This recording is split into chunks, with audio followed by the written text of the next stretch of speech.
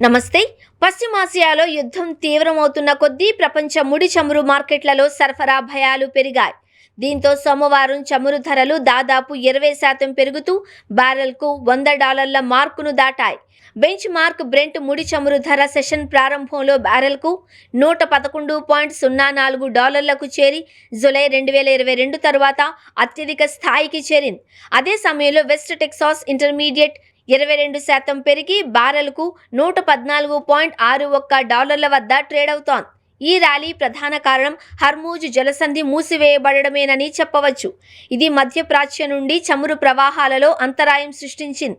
America, Israel, ఇరాన్పై దాడులు ప్రారంభించిన తరువాత యుద్ధ పరిస్థితులు మరింత తీవ్రత చెందాయి. ఇజ్రాయెల్ లెబనాన్పై దాడులు నిర్వహించగా ఇరాన్ అంతటా చమురు గిడ్డంగులు, డిసాలినేషన్ ప్లాంట్లు వంటి మౌలిక సదుపాయాలు దాడికి గురయ్యాయి. ఇరాన్ మాజీ నాయకుడు అలీ ఖమేనీ కుమారుడు ముజ్తబా ఖమేనీ దేశ సుప్రీం నాయకుడిగా నియమించబడ్డారు. ఐఆర్జీసీ ఆయనకు విధేయత చూపుతుంది అని ప్రకటించింది. ఇది ఇరాన్ కఠిన వైఖరి కొనసాగుతుంది అని చెబుతోంది. భౌగోళిక రాజకీయ ఉద్రిక్తతలు 12 దేశాలకు పైగా ప్రభావం చూపించాయి.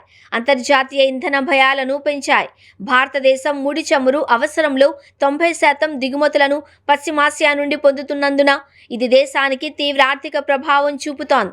బ్యారెల్కు $1 పెరగడం వల్ల భారతదేశం యొక్క దిగుమతి బిల్లు దాదాపు 16,000 కోట్లకు పెరుగుతుంది. FY25లో దేశ చమురు దిగుమతులు $167 బిలియన్ చేరాయి. ఈ నేపథ్యంలో రష్యా, ఆఫ్రికా, దక్షిణ అమెరికా నుండి ప్రత్యామ్నాయ సరఫరాను భారతదేశం పెంచింది. మినహాయింపుతో రష్యన్ చమురును శుద్ధి కర్మాగారాల నుండి సేకరించడం వేగవంతం చేసింది.